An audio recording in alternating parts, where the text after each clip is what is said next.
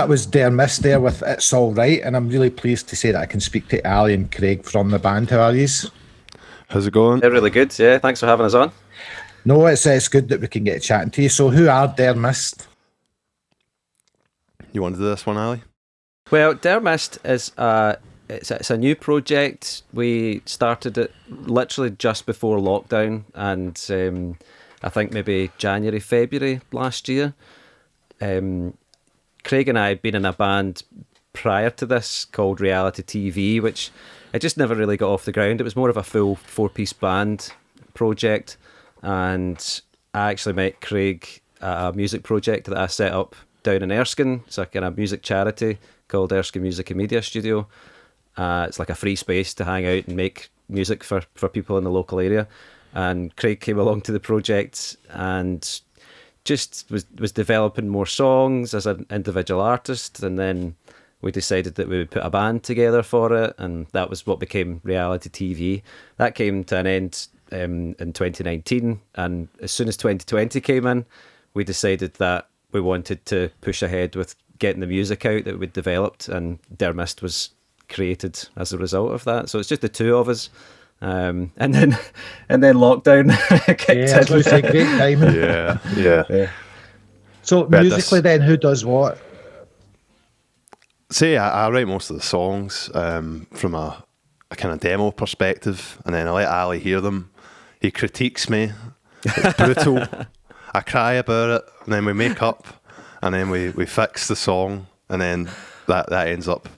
We go back and forth for months and deliberate over things that don't really affect it that much, and then once we're happy, that's us. We've got the kind of finished product, then we send it off to get mastered, and we've kind of been doing that for months now, and the resulting product is our finished album, which we've got now.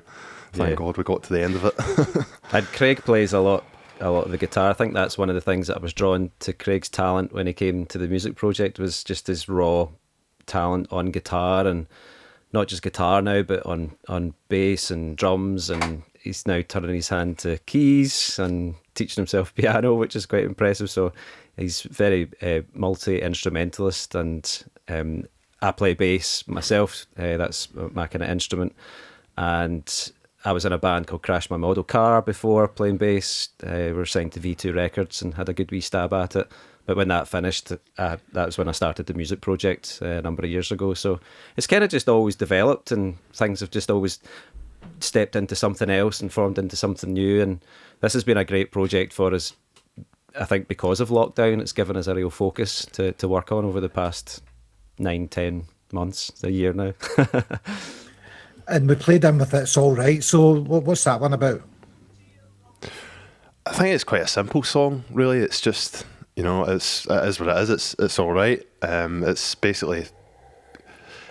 I wrote it when I was about 16, so really I think it comes from a place of when you're growing up and you're not as confident about things, and just saying that it's going to be all right, and the lyrics kind of reflect that. But I feel...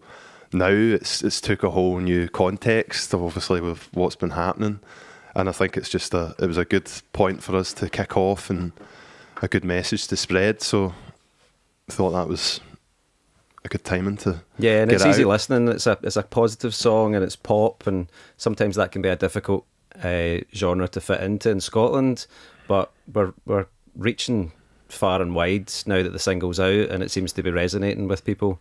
As Craig was saying, it's fairly simple and straightforward, and quite apt for people getting to the end of their tether during lockdown. Something vibey for them to stick on and cheer themselves up a wee bit, And you kind of touched on it there about how the songwriting process works then. So you mentioned lyrics first. So how do you go about songwriting?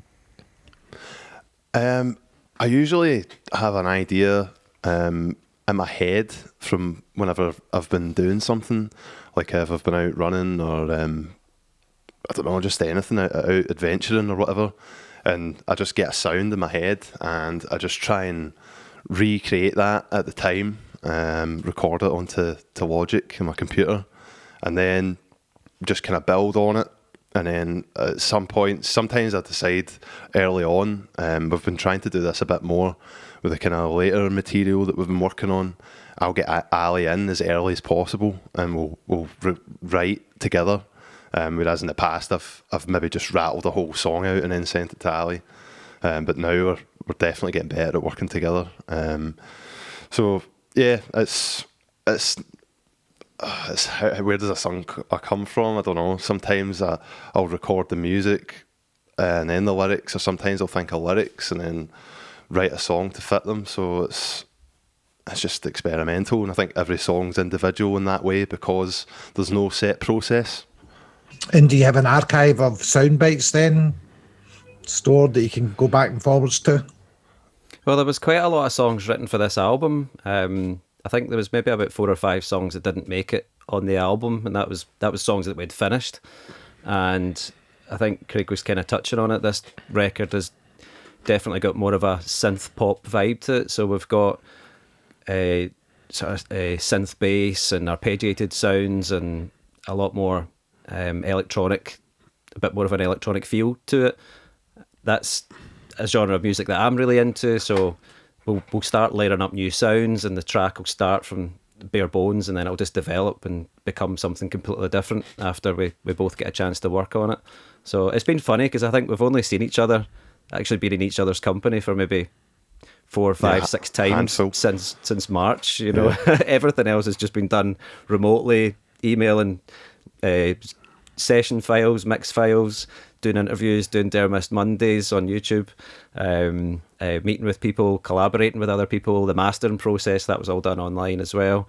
Dave Simpson, who masters, has done master work for the likes of Churches in the past. He's a Glasgow mixing and mastering engineer who's been fantastic, and he's really done the tracks justice on that as well. And we've linked up with a great video guy, Stuart Bredner, who's worked with Bad Mannequins, Seafret, St. Phoenix.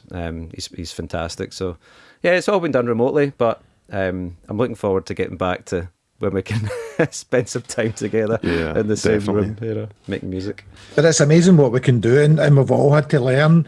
And these are skills that you'll go forward with, you know. I mean, studio time's quite expensive, and that, you know. So I guess where, you know, even if part of it's done at home, you know, it saves a lot of cost in that as well.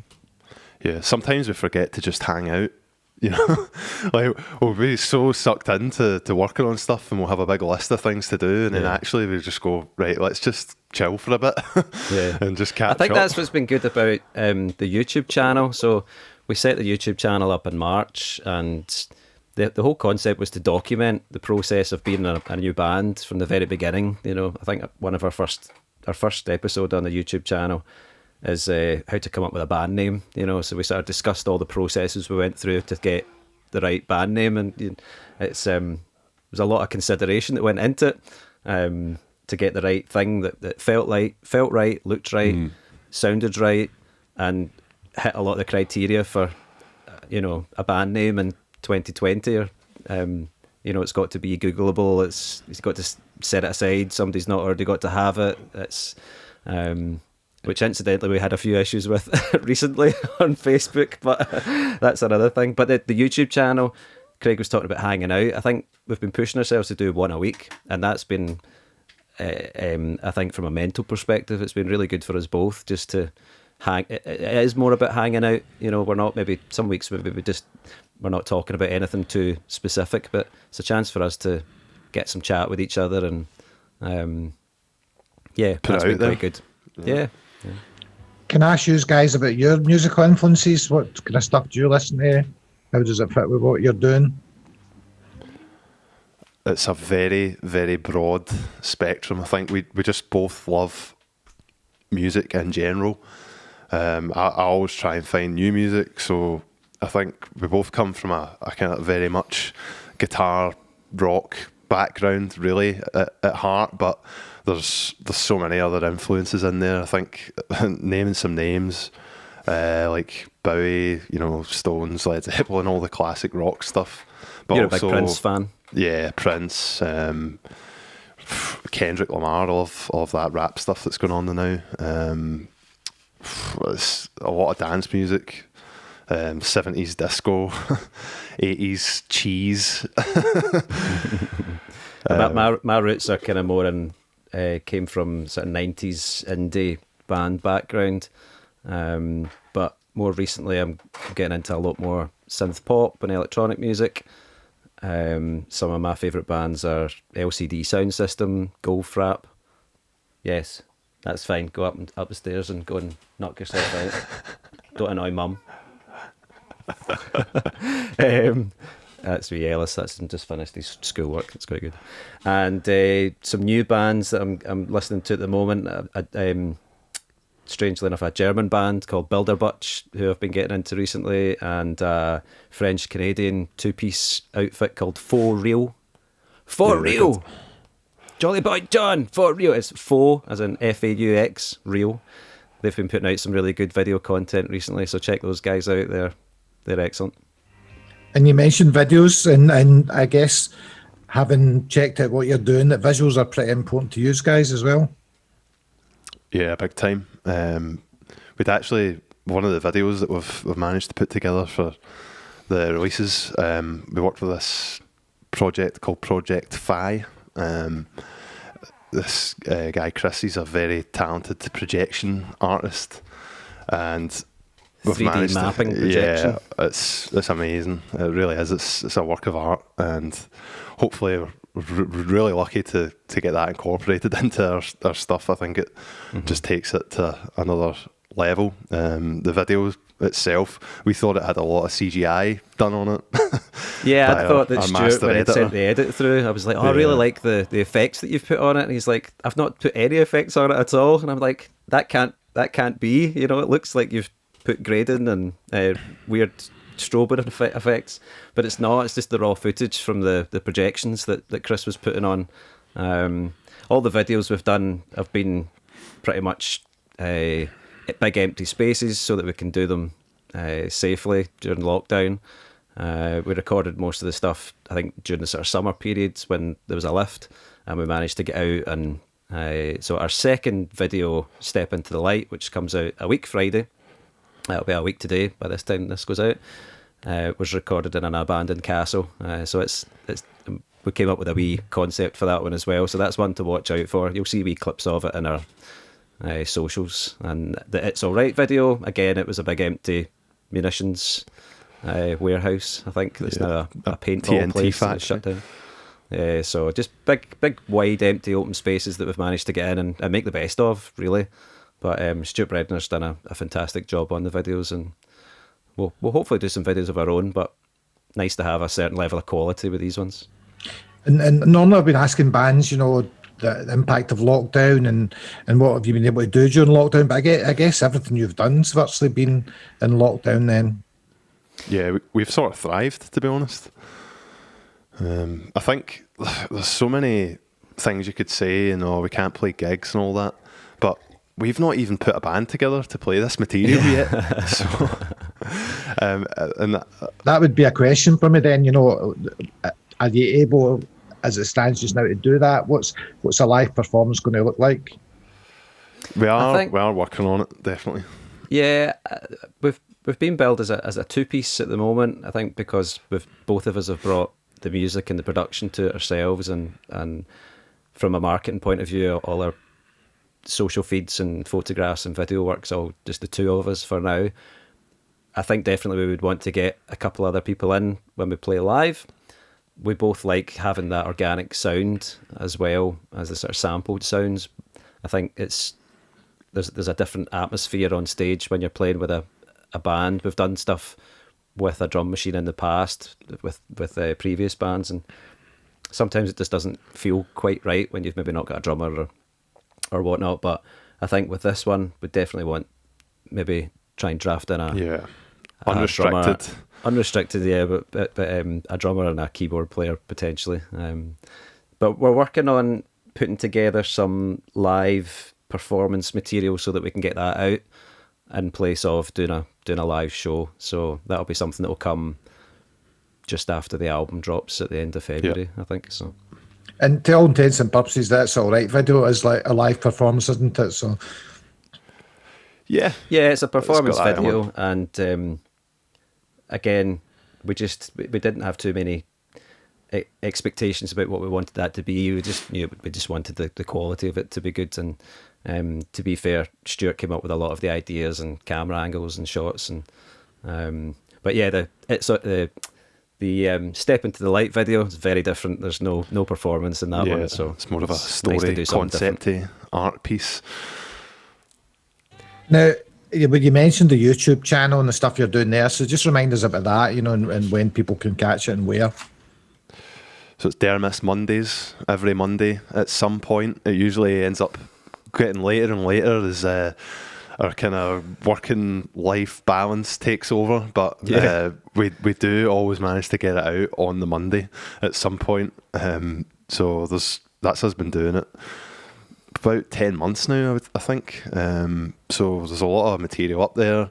Every Monday at some point we just talk about what we've been up to the past week. So for example, the last couple of episodes have been about our releases. There's been a lot of chat on that. There's been things that have went wrong, and if you want to know what it's like being a band trying to get material out there and all the stumbling blocks you come across, then it's good to see. And it's even the journey from our earlier videos until now, you can see we've learned a lot and we're a bit more confident on camera and stuff like that. It's just going to be a big journey, hopefully. And that's healthy and helpful as well, because with doing the DIY stuff, it's I guess there's a whole hassle. If you don't want to spend money with the promo side of things and getting things right, and hitting the right places, and how do you get reviews and stuff like that. So I mean, it's all great content to share with other people, I guess.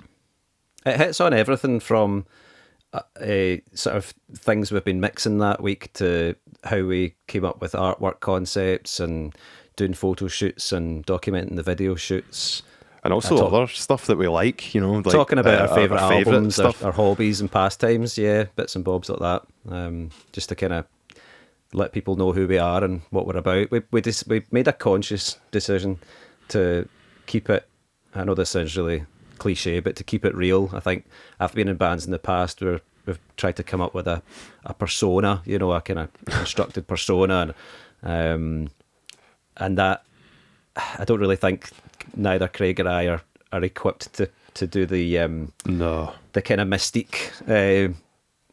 What's the word I'm looking for? Kind of mysterious band, sort of members where we wear our hearts on our sleeves and we are who we are, and we wanted that to be the case for Dermist, and that kind of ties up with the YouTube channel as well. It gives a wee insight into us as people, not just the music, but a whole range of things.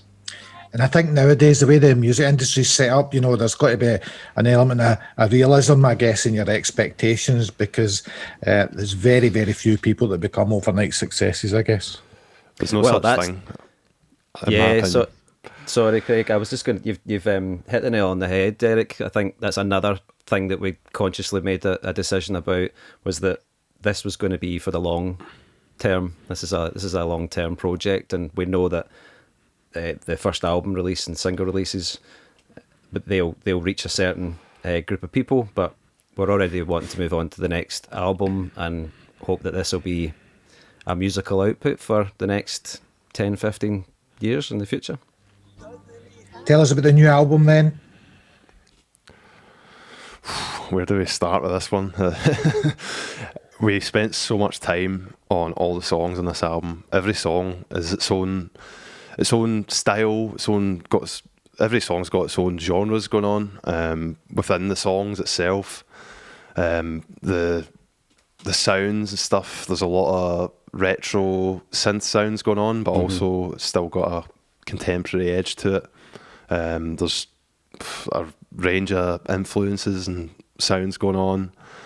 I think we're quite honest as well, like with the lyrics and stuff. A lot of it's tried to be upbeat, but also a lot of it is about how life can affect you and things that get under your skin. And I think a lot of people, one of my colleagues was saying to me that I'm quite a quiet person, and they listen to It's Alright, and he was like, really didn't expect that from you. Well, wait till you hear the album, that's all I'm saying.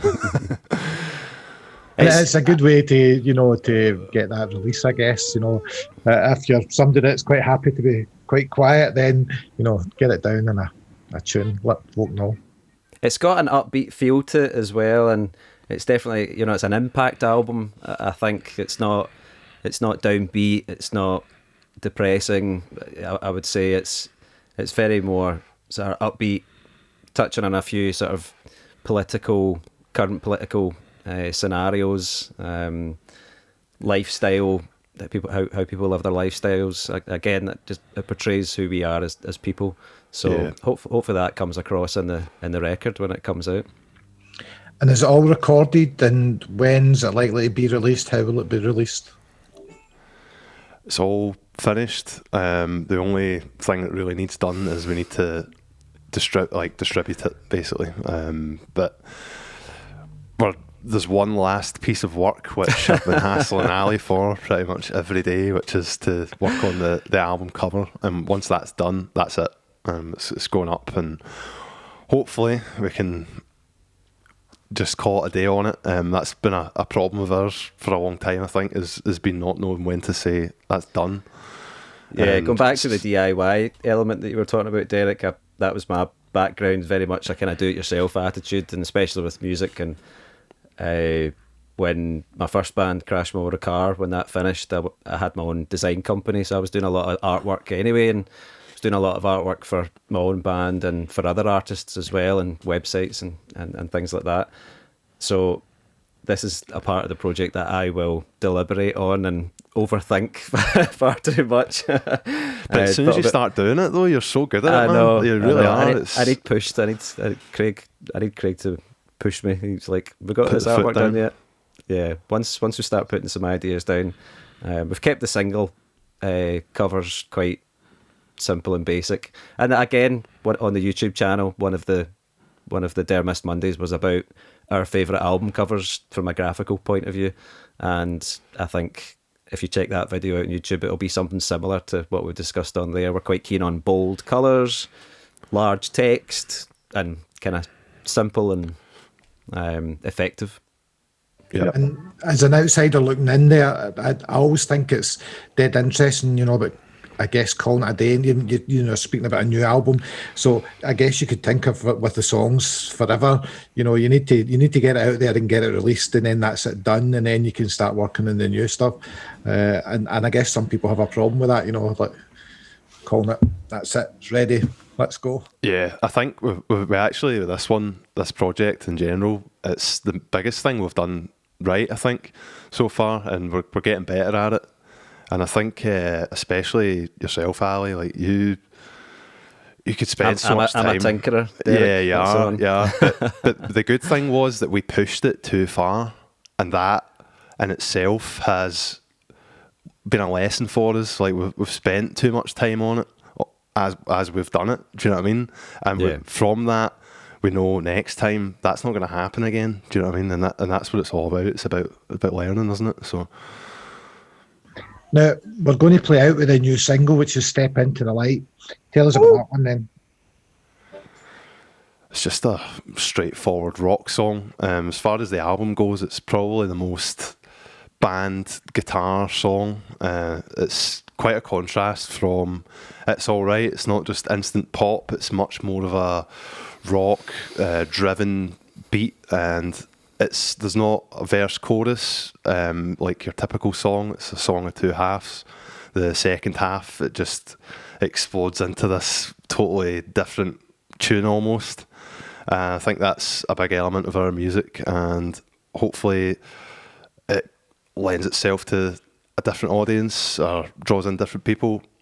So yeah, I think so. It's a bit of towards the end, it's a bit of a Thin Lizzy twin guitar solo on the go. So yeah, we're hoping that it'll appeal to a different audience, as Craig was saying, and I also think the song will make a lot more sense when the video comes out as well. I think the song and the video very much are a package with this release, so something a wee bit different. So if people want to find out what you're up to when everything's happening, what's your socials? Where should we be looking?